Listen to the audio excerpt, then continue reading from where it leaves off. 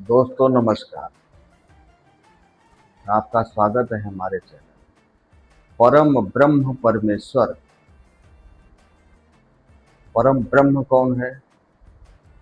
ईश्वर, जिसको न तो कान है, न आँख है, न नाक है, न तो हाथ है, न पाँव है, न कुछ भी नहीं है।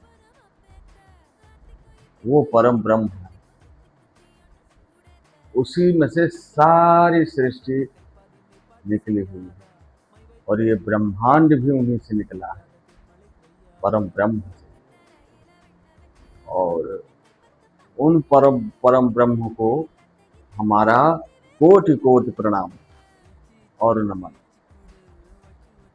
हे मित्र, ये वीडियो हमारा आप तक पहुँचे, हमारे चैनल को